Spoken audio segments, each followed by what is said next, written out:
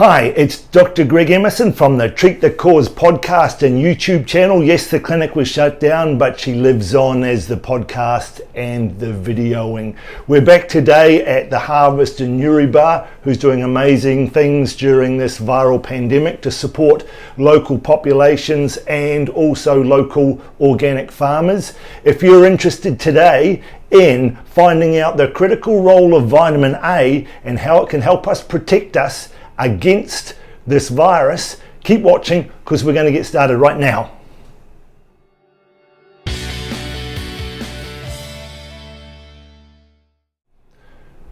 So what was I doing at the start of the video other than being a giant goose? I was trying to do a visual representation of what vitamin A does to help protect us against viral infections. Because the thing to remember about this virus is that we're all going to be exposed. Yes, we're all going to be exposed. Yes, this viral threat is real. You just have to talk to some of my emergency physician colleagues who are on the front line, boots on the floor in emergency departments, to know that this viral issue is real.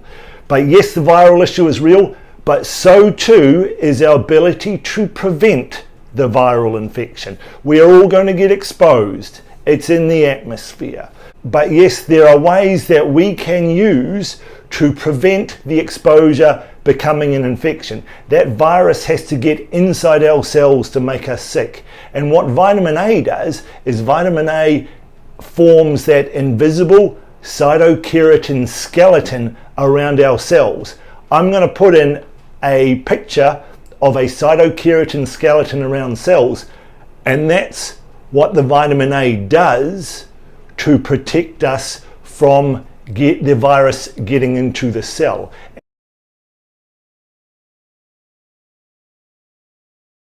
And then, of course, I couldn't get the freaking door open. Why couldn't I get the door open? Because the virus has to attach to a receptor and get into the cell for it to start replicating inside of us. It's looking for a place to reproduce. And we'll talk tomorrow about the updates on how we can stop the virus getting into the receptor and then injecting its DNA or RNA into our cell. So the viral threat is real, and we know that from the Spanish flu as well. And one of the problems that we're seeing with these viruses is their ability to mutate, to keep us guessing. We know the Spanish flu in 1918 mutated several times, and it caused a first, second and third wave of illness. It wasn't over quickly. It peaked, it troughed, it peaked, it troughed, and then it peaked again. 3 different waves caused by the mutation. We know the coronavirus, the COVID-19 virus, doesn't mutate as quickly. And as far as we know, there's 8 or 9 different mutations. I don't know, it doesn't really matter. There's enough of them to cause a problem. And the other thing that we learned from the Spanish flu crisis in 1918 was that most people died from the cytokine storm. So yes, this viral threat is real. Yes, we should socially isolate. Even the Comanche did that. That's how the Comanche survived for so long. As the expansion of civilization came through Texas and Oklahoma, they disappeared up into the plains to avoid being exposed to the smallpox virus. That's why they lasted so long. That's why they were one of the reasons they were such a successful Native American tribe. So yes, social isolation is important. We want to flatten the curve. We want to minimize our exposure, but we also have mechanisms in place that even when we get exposed, we don't necessarily have to get sick from the virus. And one of the key things, one of the key players in that role is vitamin A, and that's what we're going to talk about today. Some critical updates on the biochemistry of vitamin A. Now, the first thing to remember is that there are a number of places that we can get vitamin A from. We can get vitamin A, straight vitamin A, from liver, which is where traditional populations have usually gotten it from, and cod liver oil, or we can get it as carotenoids from food. The highest ones being acai berry, sweet potato, carrots, and ruby red grapefruit. The problem is that there are a number of people who, even if they are getting adequate carotenoids in their diet, can't convert it properly from carotenoids to vitamin A, because it's vitamin A that forms the force field, not the carotenoids. You have to have the carotenoids to make the vitamin A. But if you're hypothyroid, if you've got parasites in your gut, if you've got celiac disease, if you have a couple of genetic mutations that we know, you are not going to be able to convert the carotenoids to vitamin A in sufficient amounts to stay healthy.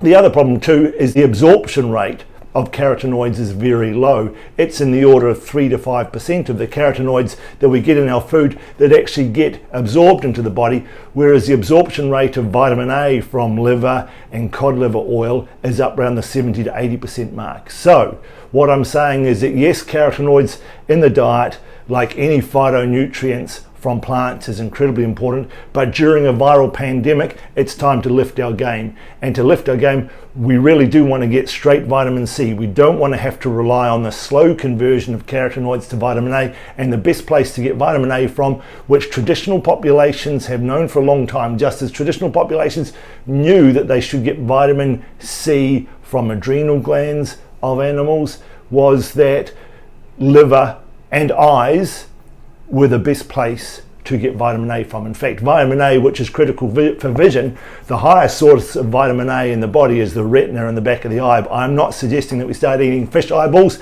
That's too extreme, even in a viral pandemic, but certainly cod liver oil and liver are reasonable replacements to get straight vitamin A from.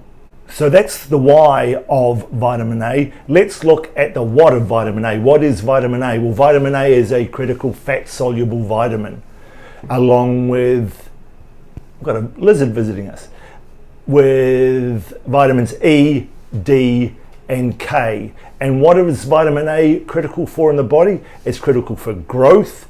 It's critical for your eyes. Vitamin A deficiency causes blindness. It's critical for our immune system by forming that cytokeratin wall around our cells.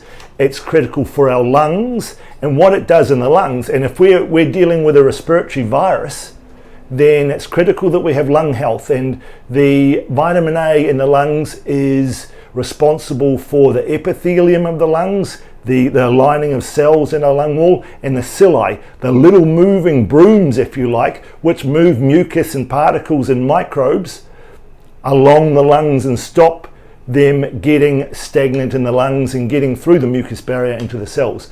So in summary, vitamin A is important for growth, it's important for vision, it's important for your immune system, it's important for the lungs by helping the ciliary action of sweeping things out of the lungs so they don't stagnate in the lungs, and it's critical for that cytokeratin wall around our cells so the virus can't get to the cell wall to attach to the receptors it's looking for.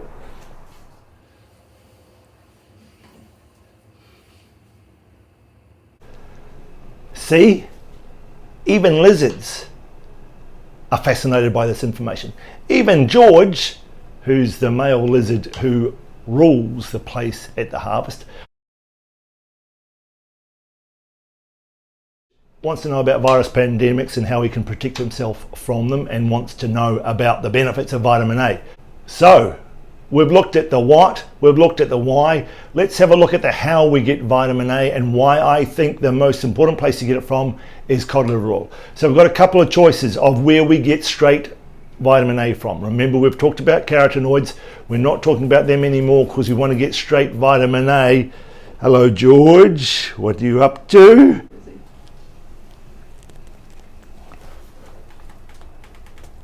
So we're talking today about getting vitamin A directly, not relying on its conversion from carotenoids. So we've got a choice of cod liver oil, we've got a choice of liver, and we've got a choice of straight vitamin A supplements. For me, the cod liver is my preferred option. I'm not going to talk about vitamin A. I'm not a fan of synthetic vitamins. I'm not a fan of vitamins in isolation, and there's a couple of reasons for that. Although, that being said, vitamin A being distributed throughout Africa revolutionized their immune systems, revolutionized their health, and they got straight vitamin A. So in a pinch, straight vitamin A is fine. You just have to be much more careful about the dosing, and you have to be much more careful about vitamin D levels and vitamin K levels. Now, of course, you're living in Africa, you don't have to worry about vitamin D. But the benefit of cod liver oil is it's a rich source of vitamins A, vitamin D, and vitamin K. And the problem is that if you take straight vitamin A, you can actually wash out your levels of vitamin D and vice versa. Nature puts these in a specific balance. It has for 4.5 billion years, and we should honor that. Now, liver by itself is a good source of vitamin A, but doesn't have much vitamin D. So if you're just going to get your vitamin A from liver, make sure you get lots of sun. But my preferred option is cod liver oil, fermented cod liver oil, which has also got fermented butter in, and it's the fermented butter oil that gives us the vitamin K. Why is vitamin K so important? Important for our mitochondria. Why are our mitochondria important during a viral pandemic? Because our white cells have very high levels of mitochondria because they have a very energy dependent job. The organs with the highest mitochondria in the body, brain, heart, ovaries, immune system, because they require a lot of energy.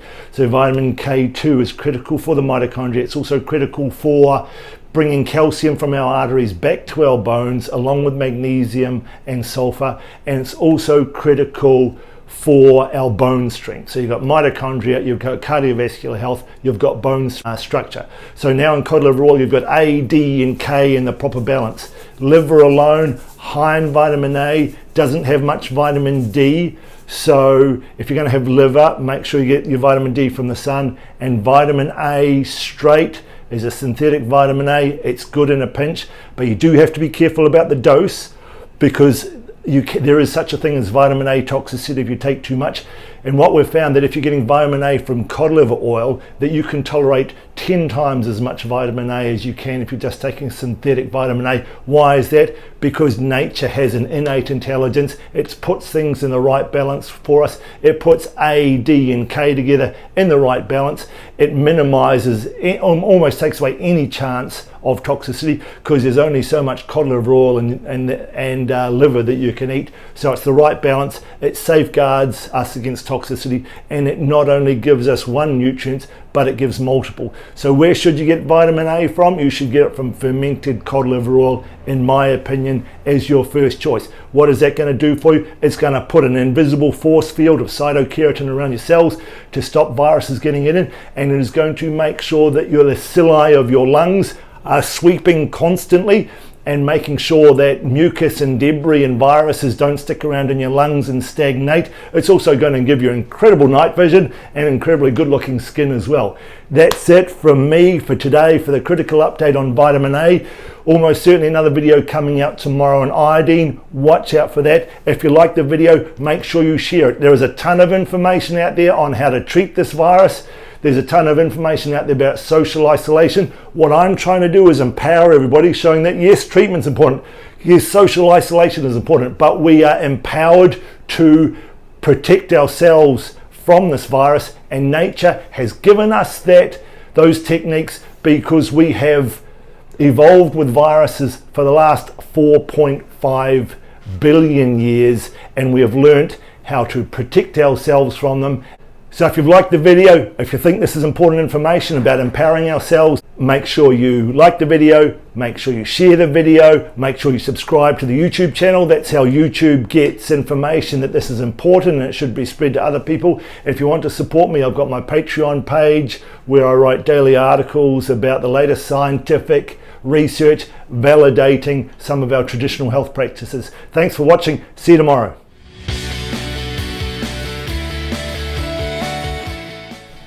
Okay, we've got to get George out of here. George, time for home.